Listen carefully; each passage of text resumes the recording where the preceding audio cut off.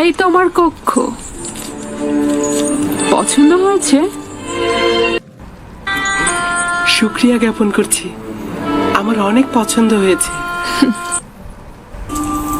তুমি কি আনন্দিত নও ইব্রানি? এখানে থাকার জন্য আমি আনন্দিত, কিন্তু গোলাম থাকার জন্য নয়। আমাদের ব্যবহার কি তোমার সাথে একজন গোলামের মতো? আপনাদের ব্যবহার আপনাদের মহানুভবতার পরিচয়, যা আমার গোলাম থেকে জেগে ওঠার অনুভূতি। সাবাস, নিজের অবস্থান থেকে যথাযথই উত্তর দিয়েছো। আমি তাকে নিয়ে আশাবাদী জনাবে মালিক। সে কিন্তু দারুণ পড়তেও লিখতে পারে। এই সব প্রশংসা ঠিক আছে হানিফার, কিন্তু আমার মনে হয় কথা যত কম বলা যায় ততই ভালো। আমার উপরে বিশ্বাস রাখবেন, আমি বেশি কথা বলার ছেলে নই। এরপর থেকে জনাব পুতিপারের সঙ্গে অনুমতি ছাড়া কথা বলবো না। সাবাস, এটাই উত্তম হবে। তুমি কোথাকার অধিবাসী? তোমার পিতামাতার নাম? মালকিন, আপনি হয়তো তার কাছ থেকে তার বংশ পরিচয় জানতে চাইছেন, কিন্তু মরুভূমিতে যে ভেড়া চড়ায় তার বংশ পরিচয় দেওয়ার আর কি বাকি থাকে? কেউ কি তোমার কাছে মতামত চেয়েছে? তবে আমি কিন্তু ইউজারসিফের চেহারার মধ্যে সম্মানিত ব্যক্তি ও কুলীন বংশের নিশানা পেয়েছি। কি হয়েছে ব্যবসায়ী তোমার? এমন তো নয় যে অনুশোচনায় ভুগছো। না না, আমি আসলে আমার এখানে আসার কারণটা হচ্ছে ইউসুফের সঙ্গে আমি একটু একাকী কথা বলতে চাই। মানে ওর সঙ্গে একটু খোদা হাফেজি করতে চাই। বুঝতে পেরেছি। ইউজারসিফের সাথে সম্পর্ক থাকার কারণে স্মৃতিকাতর হয়েছে। ওদেরকে একটি পৃথক কামরার ব্যবস্থা করে দাও। আমি এসেছি তোমার নাম পরিচয় জানতে। তুমি না বলা পর্যন্ত আমি ফিরবো না। বলেছি তো আমি সন্তান। না না, এই কথা আমি অনেকবার শুনেছি। তোমার এক খোদার কসম দিচ্ছি, তোমার পরিচয় দিয়ে আমাকে শান্ত করো। তুমি অবশ্যই খোদাবন্দের কাছে প্রতিজ্ঞা করবে, এই কথা কাউকে বলবে না। আমি প্রতিজ্ঞা করছি, আমি ইব্রাহিমের খোদার কসম করছি।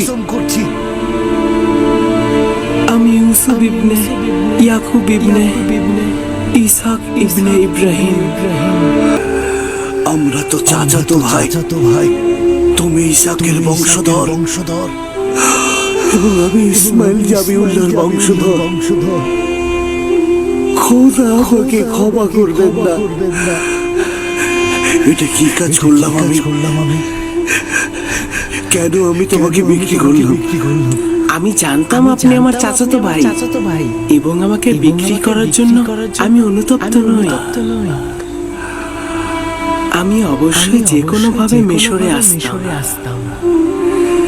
এই ঘটনা খোদাবন্দের ইচ্ছাতেই সম্পূর্ণ হয়েছে। ওই সকল ঘটনা দেখে আমার তখনই বোঝা উচিত ছিল যে তুমি মামুল ইনসান নও।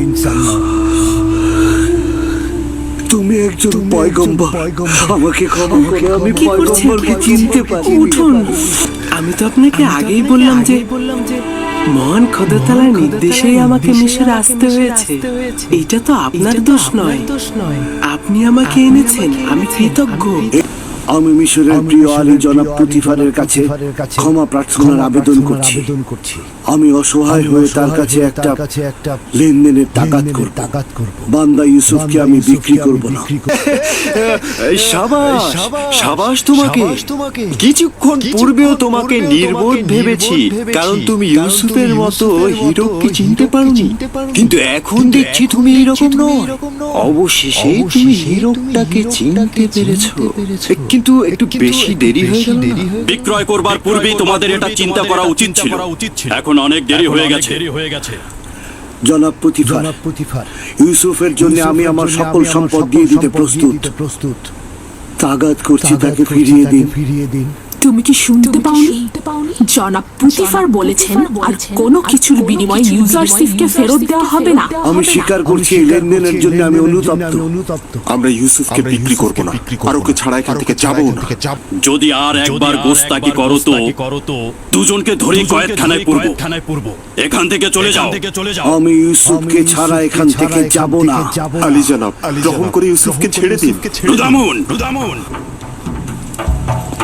তাদেরকে ধরে কয়েকখানায় পুরে দাও। এলাহি তুমি সাক্ষী রইলে আমি ইউসুফকে কিনেছি কিন্তু বিক্রি করিনি। আমি ইউসুফকে না নিয়ে এখান থেকে যাবো না। আমাকে ছেড়ে দাও। তাদেরকে কঠিন শাস্তি প্রদান করো। আমার ইউসুফ, ইউসুফ